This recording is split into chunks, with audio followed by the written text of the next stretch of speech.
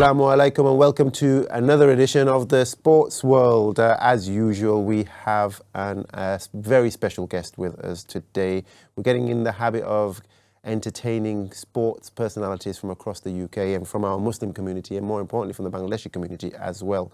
With us today in the studios, we have a young pretender. This guy has a bright future ahead of him. He's been signed by Matchroom and no other than Eddie Hearn himself. He hails from the mighty Walsall in the Midlands. Some would say it's in Birmingham, but we can talk about that in a second. Let me introduce to you the guy on my left. We have Hamza Uddin. Assalamu alaikum. How you doing? You okay?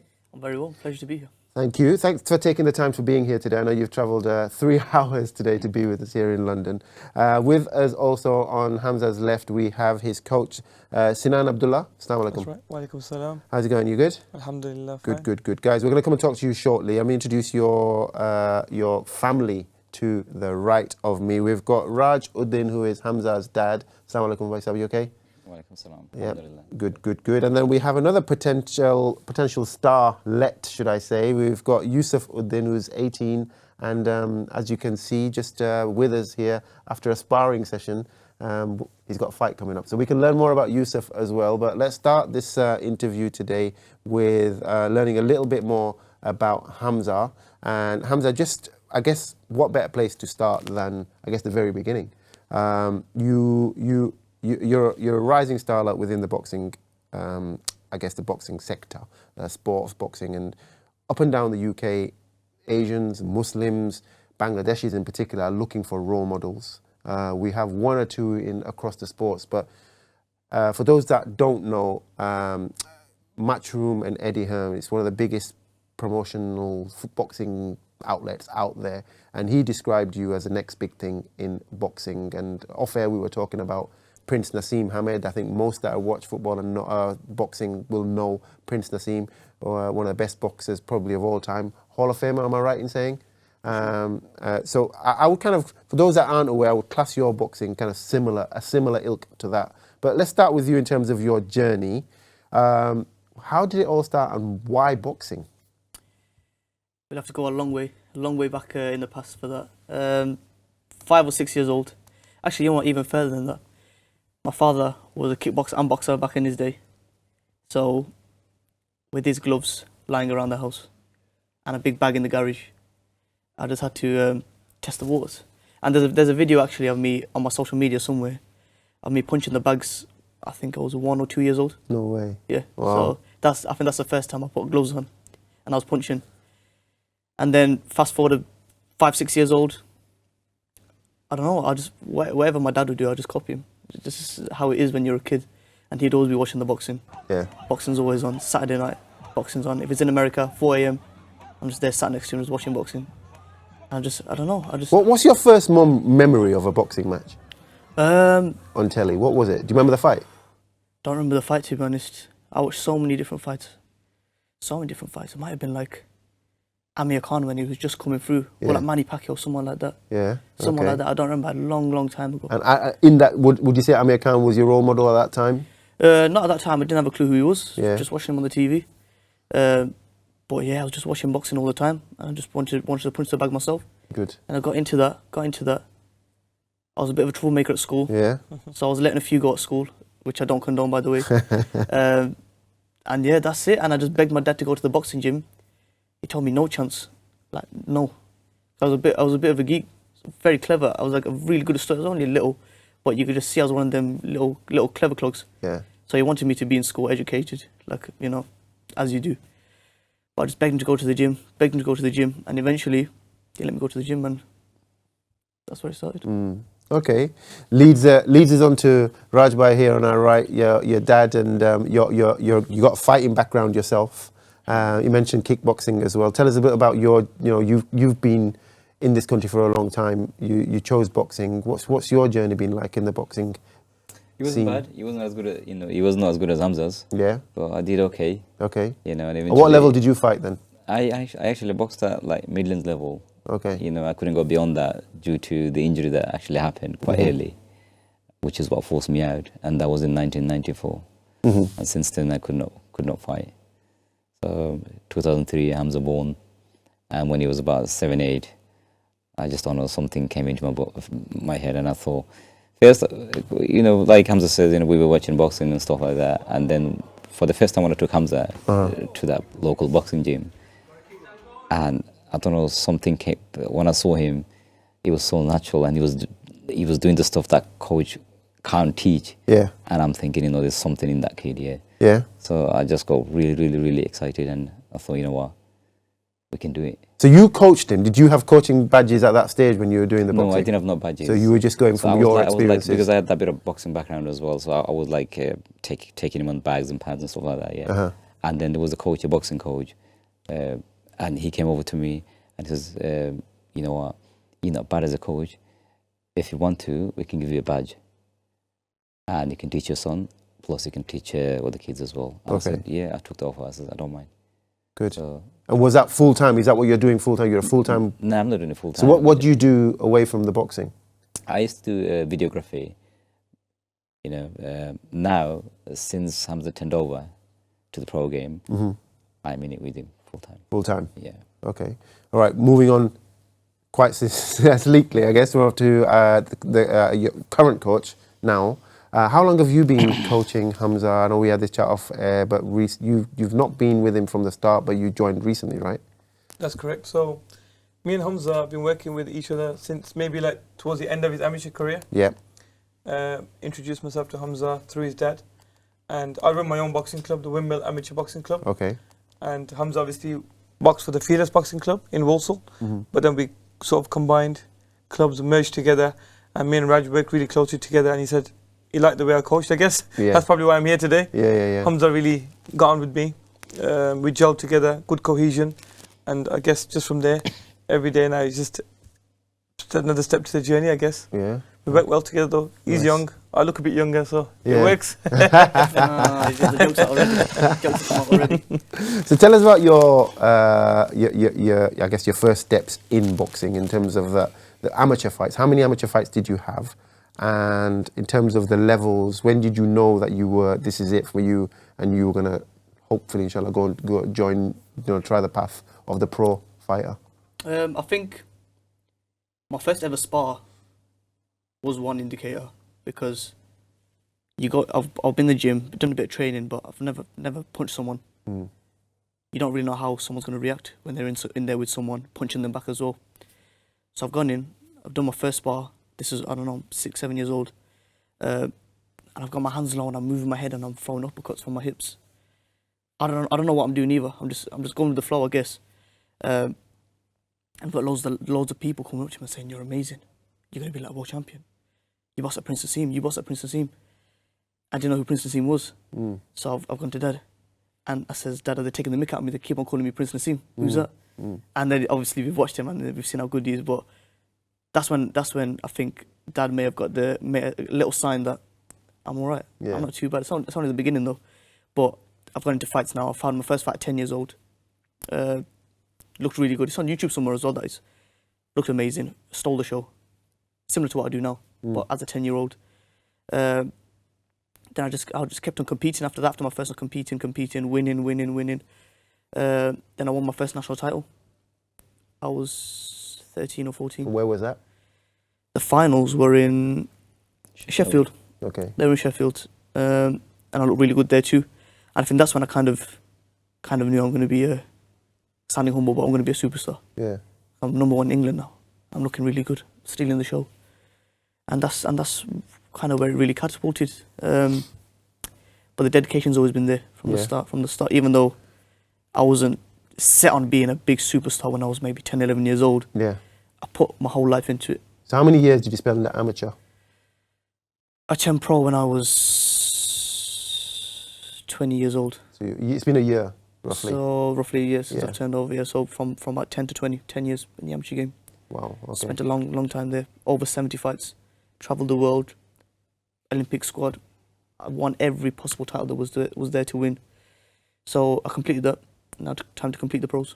Okay, interesting. I think I'm going to come to you in a second, Yusuf, but just come back to, he mentioned dedication, Rajbhai, and I guess both Sinan, Coach Sinan, you can jump in here as well. But with regards to dedication, what does that mean? What does that look like from a boxer's perspective? And did you think, or did you know he would always have that dedication? Because to get to any elite level of pro and be a pro at any sport is difficult.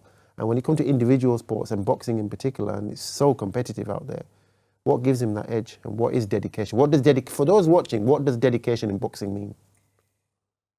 Dedication means basically, in my opinion, as a boxing coach, hard work.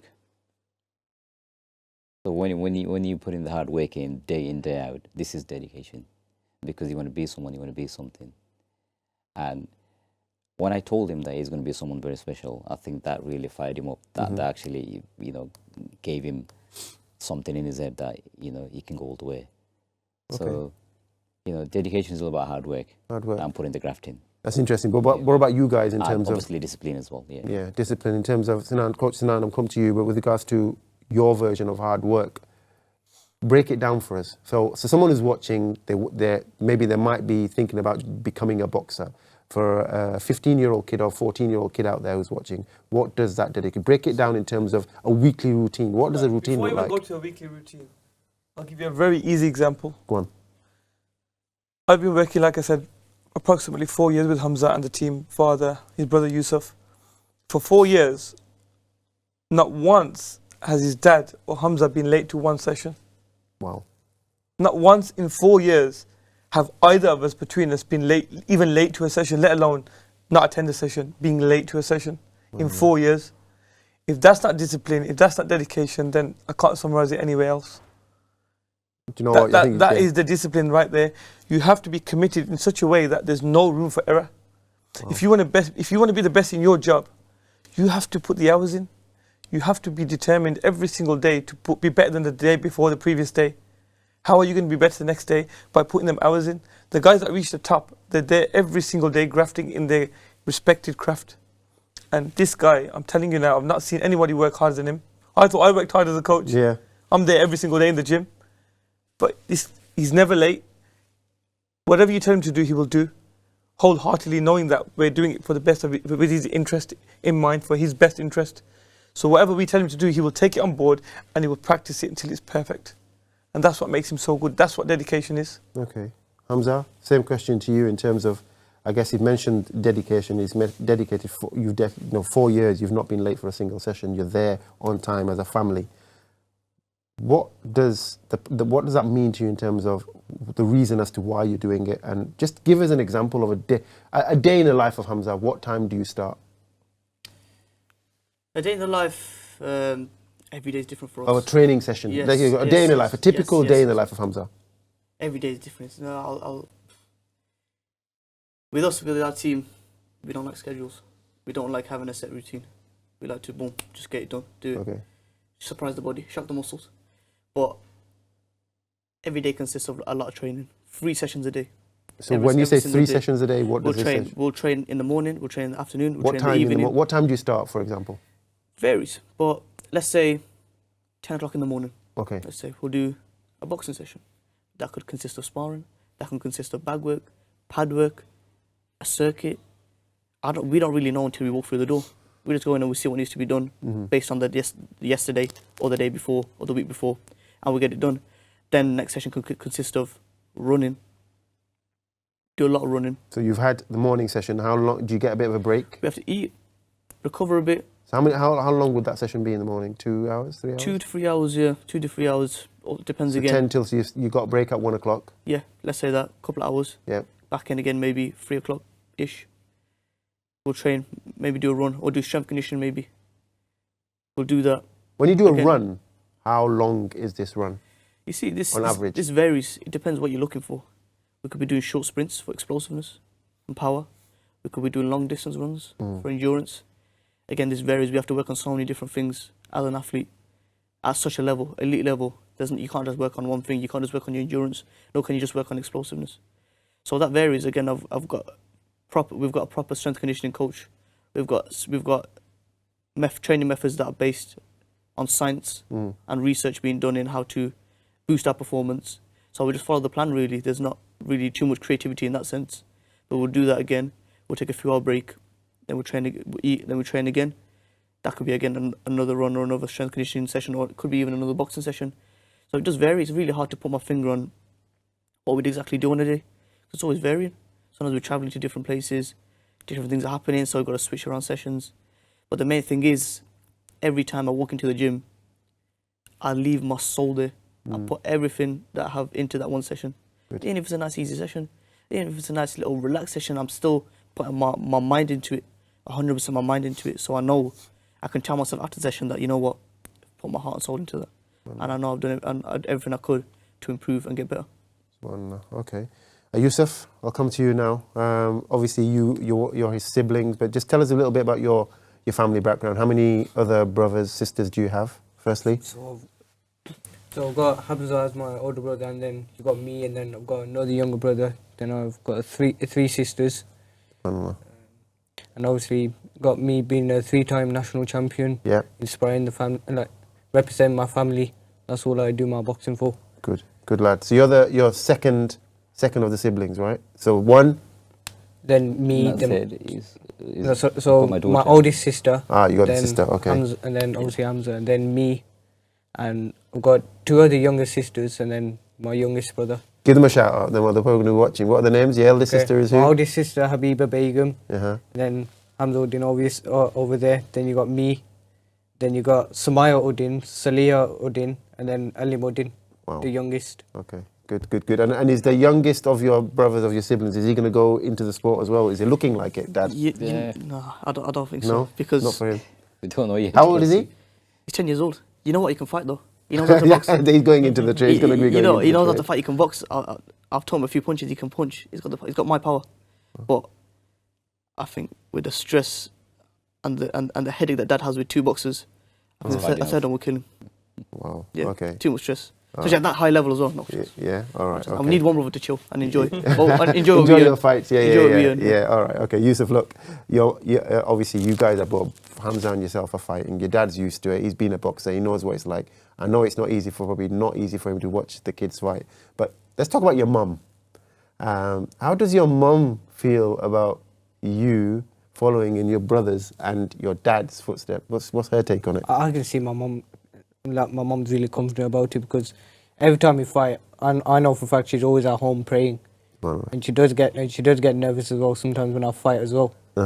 Like, so obviously when I leave, the first thing I know that she would be on a prayer mat, just crying, praying for both of us. That's wrong. Okay. And does she go to your fights, Hamza?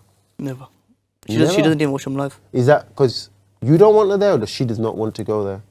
She doesn't want to be there. Well, I wouldn't want her there anyway, but she wouldn't want her there. No, she wouldn't. It'd make me nervous too. Yeah, I can imagine. It's like my dad, because like when I'm fighting, like I'm chilled, I'm good. Yeah. I'm ready to go in and knock someone out. Yeah. And Dad's really nervous. I can believe it. So I'm like, Dad, stop being nervous. You're making me nervous. and then coach's like, nah, don't worry, we're all good. So it's like it's a bit of a mad situation. But yeah, my mum, nah, she doesn't watch the fights live either. Okay. She'll just be on the prayer mat. And so, okay, Coach Sanam, just for you, how are you managing the situation? You've got Dad on one hand who's like his son's about to go and fight, and not knowing what the outcome is going to be. Hopefully, he's always confident he's going to win, but you don't know. It's a boxing fight. Anything can happen any time. How are you dealing with all this, all the dynamics? You've got the family members you've got a dad who's a member of the coaching staff, yet has a personal. I know you've got a personal relationship, but this is his blood. This is his, it's his son. How do you find managing on fight day? To be honest, it happens long before the actual fight day. Okay. So when we're in training, like I said, we're really close. We're not just. He's like a younger brother and a boxer to me. Raj, he's like a brother and a father figure to me. Yeah. It's kind of a strange connection, but with Raj, I mean, like I look up to him as a coach first and foremost, as a brother, as a father figure, and Hamza, I take him as my own. Even though, like I said earlier, I might look a bit younger than you, Hamza. I've still got 12 years on him, alhamdulillah, so a bit of experience. I was in the amateur game myself. Do you still get in the ring? I get in the ring now and again, maybe not with him, no chance. Have you tried? No. I just do the pad work with him now. Sometimes. So the only time I'm getting in the ring with him.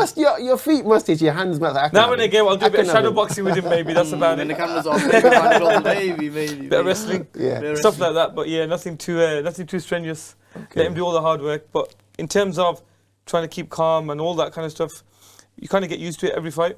You get better at doing it. First fight, debut fight was quite nerve-wracking. First time going in the lights, professional debut. everybody's watching, big crowds, so it's, you know, your adrenaline's there, your heart's pumping.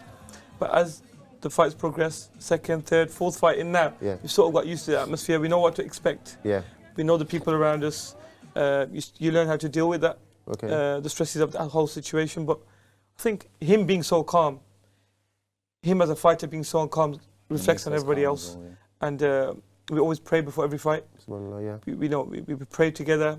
We make sure we read like Ayatul Kursi, things like that, just to, you know, give us that satisfaction that we're going to go in there believing that we're going to win. And Allah's with us. So no matter what happens, we turn to Allah, and inshallah He will, you know, make us successful and victorious. Inshallah. Okay, so let's talk about the, I guess, elephant in the room, which is Eddie Hearn and Matchroom, because this is a big deal. We talk about, you know, role models. We talk about, you've touched on Naseem Hamed. We've talked about Amir Khan and the levels of their stardom. Let's be honest, these are world-level boxers. They've been to America where it's really difficult to go, and they've broke America, you know, and this is what a lot of British boxers haven't done. So, how did Matchroom, I'll come to Rajbhai in this instance, how did Matchroom come about? Matchroom, actually, Eddie Hearn is just a face. He doesn't know much about boxing. So he's got people that watch his, you know, the amateurs, top amateurs around the country. And there was a matchmaker from Eddie Hearn called Tom Dallas. He's been watching Hamza since he was 17. So he's been, especially every time when Hamza boxed at the highest level, the national finals and stuff like that, he's been watching him. So when Hamza's manager actually approached Tom Dallas to get a contract, Tom Dallas said to him, you know what, I know him, I exactly know who Hamza Uddin is. I'm a great fan of him. So it just happened from there, basically. So as soon as Eddie Hearn was told by Tom Dallas, and done. I think Eddie Hearn actually, Tom Dallas showed him some fights. And he says, I want that kid. At that time, believe it or not, Eddie Hearn was not signing anybody. Wow. And how long have you been signed with Eddie Hearn? Since the day I turned pro. Okay. And do you remember the first time you met Eddie Hearn? Yes, I do. And told me how much of a big fan he was of me, which was weird. I was going to say the same thing to him. Right, okay, yeah, exactly. Yeah, it was quite surreal actually, because you see someone on TV for so long, since I was a kid, and he comes and says that to you. And he's changed, as much as people love him or hate him, he's a bit like Marmite, right? But he's turned what he's done to the boxing game in the last, I don't know, 8 years, 10 years, is massive, right? When you heard that Eddie Hearn was interested, and it finally happened, what was that feeling like? Initially, what were you thinking? You think this is it, I've made it? Or what are your thoughts going through your head? Well, I mean, on one hand, I'm thinking, like damn right he knows about me, because he should know about me. But then on the other hand, it's like, wow, Eddie knows about me. That's how good damn he wants to sign me. So it's good. It's a privilege. But then it gives me the satisfaction that I know my hard work's getting me somewhere. And is it how long are you signed with him? Is it fights or is it years? How does that work, Coach? In terms of the contract.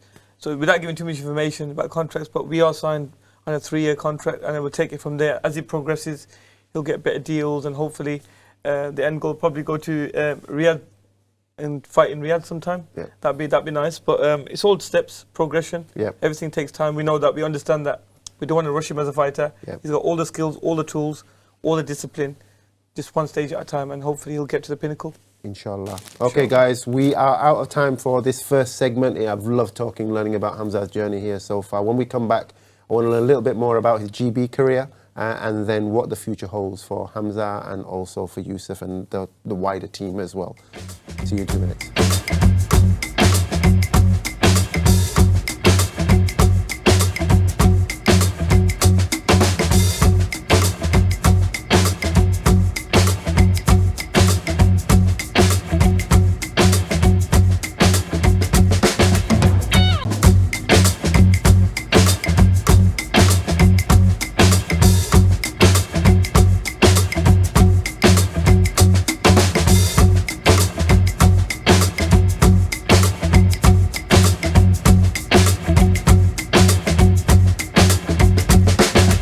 Assalamu alaikum, welcome back to segment 2 of the sports world. We had conversations with Hamza Uddin and his family as well as his team, coaching staff before we just went for a short break, and we finished the conversation around Matchroom and Eddie Hearn and how big a deal that was. But one thing we forgot to mention was the fact that Hamza was also part of the GB team leading up to this conversation with Eddie Hearn, and was actually ready to be part of the Olympic team.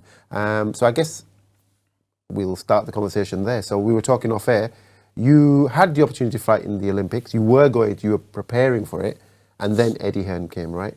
Yes. So was that a big decision, or was it a tough decision, or was it an easy decision, and why? I think looking from the outside, that it looks like a really big decision, and it was, to be honest. But in my mind, I was set on turning professional. I think we obviously had the coaches and my family and everyone obviously giving their opinion on what I should do. And Olympics is a big deal. It's obviously the Olympics are the Olympics. But to me, not to undermine the Olympics, but it was never a goal of mine. Like, you set goals when you're younger of what you want to be when you're older. And I never told anyone I want to be an Olympic gold medalist. Never said it. I mean, if I won one, that's lovely, but I've never said it. I've always said I'm going to be a world champion, and I want to be a world champion. So when the offer came to turn professional, that's such a nice offer as well, such a good offer. To me, in my mind, and that's just the way I am, I think, let's go. Let's take it. It's the right time. Let's take it. And to be offered a deal like that by Eddie Hearn at that time, where he was not signing anyone, he was not signing any prospects, but for him to see me and go out of his way and think, you know what, we want to sign him, I thought it's written in the stars. It's just no brainer. We've got to go and take it. And eventually we did take it. But yeah, I was on the team. I was on the GB team leading up to the 2024 Olympics. I was doing tournaments for GB. You do different tournaments. You don't just do the Olympics. You do different like tournaments all across Europe and the world and whatnot. And how were you performing in them? Winning? Didn't lose a single one. Gold every time. Retired undefeated. Gold every time. As a senior, retired undefeated. Never lost a fight. So. And how many fights was that? That was 20 odd. Wow, so that's a lot of fights as well. And remember, you're fighting Europe's best. Yeah. You're not just fighting Uber drivers and guys from down the road. And your coach. No, he's national champion back in his day, so probably avoid him. Thank you. But yeah, these guys were elite, man. These guys were elite, and I was beating them week in, week out. So that's one of the reasons why they're seeing me, on the professional scene and thinking, you know what, when he turns pro, we want a piece of him. So I got offered by Frank Warren too. Oh. I got offered by 2 other promoters as well. So how do you make the call? So Frank Warren, Eddie Hearn. What's the difference? Like, why did you go Matchroom? I mean, one of the differences is the money, but I wasn't really money orientated. For me, it helps. It certainly helps. It certainly helps. But I mean, I was career orientated. I mean, when I get to a certain level, and I'm at the world level, then I can start sitting back and thinking about money and who's got the most money. But for that time, it was more career orientated. Who's going to take me and who's going to have the best opportunities for me while I'm building and while I'm getting better. So what did he say that convinced you? He's got the global scene, Eddie. Okay. I think Frank Warren in the UK is good. Yeah. I think UK wise, Frank Warren and Eddie Hearn, they're both in and around each other. Mm-hmm. One's not too much better than the other. Yeah. Down to opinion. But in terms of the world scene, Eddie runs the world. He runs the boxing world. America. He's working Riyadh, Mexico, Puerto Rico, Japan, everywhere. Yeah. He's got a hand everywhere. Yeah. And I thought, especially for my weight and for the things that I want, that's what I want. I want to be around the world. I want to be beating people up around the world. I don't want to just stay down the road. Yeah. I could stay down the road, but I don't want to. Yeah. I'll take over the world, so. Inshallah. That's what led me to that. Okay, so let's come to Yusuf now, and we'll come to Rajbhai as well as Sinan. Let's throw some comments in here, guys, with regards to obviously his journey stopped short with the Olympic team, but where do you see? I'll come to Sinan with regards to Yusuf. Where do you see him going? Do you see that's an avenue? We were talking that he's with the England setup right now. Is that an avenue you think you'd pursue for him? Yeah, so with Yusuf, we're keeping the options open. He's just turned senior, so he'll be his first time entering the senior elite competition nationals. Inshallah, if he wins that, we'll take it from there. Hopefully GB will pick him. Let me just stop you there. So when you say senior, so Yusuf is now 18? Yeah, 18. So young man. Who would he be fighting against? Like, we're talking proper experienced men at this stage, right? Yeah. That's right. So once you're senior, once you're 18 and you're a senior, that means it's an open age category. Oh, that scares me. So amateurs are 18 all the way to 40 years of age. Anywhere between that age, he could be fighting. So a fully grown beard like mine, he could be fighting someone like me, a bit more rougher looking probably. Yeah. So it could be anybody. He has to be ready. He looks like a baby, Yusuf. Yeah. He still looks about 15, 16. Yeah, exactly. So he's still got the baby face, but when he's in the ring, he's a baby face assassin. Love it. He's a killer in the ring. He's really good. Outside the ring, he carries himself really well. But again, when he, inshallah, if he wins the Senior Elite Championships, we'll take it from there. Hopefully get the call up for GB. Yeah. And once he gets to GB, then they'll take over. And the GB will give him the assessments that are required for the Olympic team and so on. But he's got all the assets, just like his brother, he's got all the assets. Okay. Yusuf, yourself, in terms of, I know Hamza just mentioned, Olympics was never a goal of his. He wanted to be world champion. I appreciate that that's the ultimate goal, and that's in the horizon. But looking back at his journey, do you maybe think the Olympics is something that you would consider if the opportunity arose? I would consider the Olympics because obviously, like before I enter pros, I want to like gain experience of like boxers from different countries. And remember, as Sinan mentioned as well, I'm going to be fighting fully grown men as well. Yeah. And how do you feel about it, Dad, in terms of, because that's just the thought of that, an 18-year-old fighting against a 30-year-old with a full-grown being, and some of these guys they're experienced journeymen. That for me, I'm just putting if that was my son in that position, I don't know if I could watch that fight, but how do you feel about that? It's got to be hard. I don't know, I can't put in words. That's exactly how I felt about Hamza as well. When Hamza was 18 and he was his first senior, I took him to a couple of places for sparring because I wanted to test. I wanted to test him. Mm-hmm. So I found a multinational champion in seniors. Yeah. So I said to him, you know what? Before I put you in senior, you're gonna have to spar that kid. Yeah. And if you get the better out of him today, that's the only way I'm gonna put him in. There's no other way. Yeah. So I put him in sparring, and I was so impressed. And I said, you know what? Let's go in. So he went in. Alhamdulillah. He was the youngest senior that we ever had in this country to win the senior elite. No way. Other people, including anybody that you name it, that done it. Wow. So he won it the youngest. Okay. So in that sense, I'm not that nervous. I got my faith in Allah, and I think Yusuf is fully capable of handling men. Inshallah. He's been sparring men since he was 14 and smashing men, believe you me. I'm not saying that just to big him up, yeah. So he's got what it takes to be in there, and we'll do it, inshallah. Okay. All right. So now I come to you now. Now, Hamza's fighting style is quite unique in the modern game. Like I said, we've had Prince Naseem. It's similar ilk. There's many that have tried and failed. As a coach, when you see this style, it's not orthodox. It's unique. What's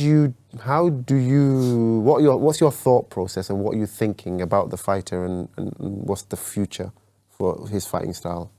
So with Hamza, first and foremost, I'll say he's not Prince Naseem as such, because Prince Naseem was Prince Naseem. Yeah, exactly. He had his own style. Hamza has his own style. 100%. He's very versatile. So he can box with his hands low. He can box with a high guard. He can box orthodox. He can box southpaw. He can box on the back foot. He can box going forward. So there's so many different things that he can do. He's got the whole package. Now it's about allowing him to express himself, but at the same time, knowing when to use each style. So sometimes slowing him down when he needs to slow things down, because he's so fast. Everything's fast twitch fibers. Everything's 100 miles per hour sometimes. But that's because of the amateurs. Everything has to be over 3 rounds. But now he's doing 10, 12 rounds eventually. So we're just trying to slow things down, using different types of styles, sometimes going forward, when to go forward, when to go back, when to get in the Philly shell, when to stay close, when to trade with somebody. All these things that he's capable of doing. It's about just now slowing it down and utilizing everything at the right times. Okay. So he pretty much can do everything in boxing that you need him to do. Right. And you really can't teach that. Yourself, are you happy with where you're at in terms of the future? Is this style going to take you to where you want to be? 1,000,000%. Because no one can figure it out. You don't see people with this style. How do you figure a style like that? You don't know. You've never seen it before. Yeah. I can guarantee you, everyone that fought, the first thing they're thinking in their head is what the hell is he doing? And how the hell do I beat it? So of course, if fighters, let's put yourself in the opposition corner, and you're seeing Hamza's style, and he's got the hands down and whatnot. Are you thinking we can have this guy until you get into the ring, or are they conscious that his kid's too quick? I'm not going to give any information away because he's my fighter. And if I start telling you, yeah, no, but I'm saying I'm just curious. If you saw someone like that and you're the opposition coach, would would you think that your guy would be capable of landing one? But do they not realise how quick he is? That's what it is. That's the secret. He's so sharp. Yeah, that's the thing I can only think of. Yeah, I can believe it. Yeah, he really is that sharp. I'm looking from the outside. I think you'll agree with me. It looks like unbeatable. There's plenty of gaps there. I'll literally got my hands behind my legs. I don't know much about boxing, but I would think if I'm a coach, if you're gonna beat someone, you're probably gonna beat him when they've got their hands yeah, their exactly. legs. Yeah, You think so? So I can only think when I watch his fights, and I only can think how quick he must be to get out of the way of them. But a lot of the great fighters, if you look at them, like Muhammad Ali, sometimes had his hands down. Is that something you can work? Sometimes you stayed on the ropes for long periods of time, just to tire somebody out. Other fighters, like Prince Nassim, he'll come with angles that you've never seen before. It's a style that came natural. It's a style that came since the day he laced his gloves, basically. So you'd keep that. You'd want to keep that and grow on that and build on that, right? It's a style that he's so accustomed to. Okay. And it's a style that no one understands. Where did that come from? I don't know. Don't know myself. Just something that you just did. I don't know. I just started fighting like that. I don't know what got into me, but fair enough. Fair enough. It is what it is. Okay, cool, guys. I know this. We talk about role models in sports, Muslim sports, up and down. We want to see more Asian representation here in the UK. Our community is such that we should be seeing more, but unfortunately, for whatever reason, whether it's football, cricket, tennis, it's not happening. In boxing, up and down the country, the gyms are full of young Asian aspiring boxers. We're getting there slowly. We're talking about the Bangladeshi community here in particular, and we were just chatting off air about the community in Walsall. Hamza, for you in particular, I'm beginning, there is a rising number of young Bangladeshi fighters up and down the UK. Do you feel you're that guy to carry the torch as a young British Bangladeshi for our community here in the UK and globally? Inshallah, 100%, 100%. That's one of the main goals, and alhamdulillah, it's working to play so far. Okay. So many young people I've inspired to start boxing already. Yeah. Hundreds already. So many in the gym, in the local gyms, saying I want to be like Hamza Uddin. Yeah. I'm in the gym because I've seen Hamza Uddin on the TV. I get so many messages on social media. You're my favourite fighter. I started boxing because of you. It's only the beginning, of course. I don't want to get ahead of myself, but I've only been a pro a year, and I've managed to have a massive influence already. So, with the talent that I have, the hard work that we all as a team put in, there's no reason why I can't be the first ever British Bangladeshi world champion. Inshallah. And the amount of people that I can influence from that position is going to be massive. Okay. Have you travelled to Bangladesh since becoming pro or in the last few years? No. But that is in the plans. And one day, inshallah, we're gonna have a fight there. Inshallah. We're gonna have a big event there, and we're gonna get the whole of the country behind it. But that time's coming. That time's not yet. We've got still a lot. It's something to will towards, right? Yes, of course. We've got a lot to take care of in Britain. But once we've taken care of business here, then we can start walking around like a celebrity in other countries and putting on events there. But that is in the pipeline for sure. That is in the pipeline for sure. You heard it here, guys. That's the plan. Ultimately, the big fight. Ali wanted you to do it with the rumble in the jungle. He wanted you to take it to Africa. Inshallah, we can get Hamza over to Bangladesh and get some fights on that topic. Rajbhai, obviously we have a big Bangladeshi kind of viewership. Where are you from in Bangladesh? We're from Siraj. Whereabouts? From Bishnath. Okay. The Singarkach is a little area, yeah. This is where you're from, yeah. All right, and in terms of your aspirations, you mentioned that he would like to go and fight in Bangladesh. Is that something that, even just to go and visit, I know we were off air, you've got your cousin, he's Hamza's uncle who has some links back home. Yes, is boxing big in Bangladesh? It is getting bigger. Okay. So it's a lot better than what it used to be. So who's leading that kind of new passion in Bangladesh? Where's that come from? Because I don't know of any boxing that kicks back. I think it's because of so much success that the British Pakistanis have had in the sport. Mm-hmm. I think the Bangladeshis they're kind of following on. We've had people like Amir Khan. You know, they're kind of following on. They think maybe we can have one. Okay. And I think that's why there's been so much effort in, over there and over here to try and find someone.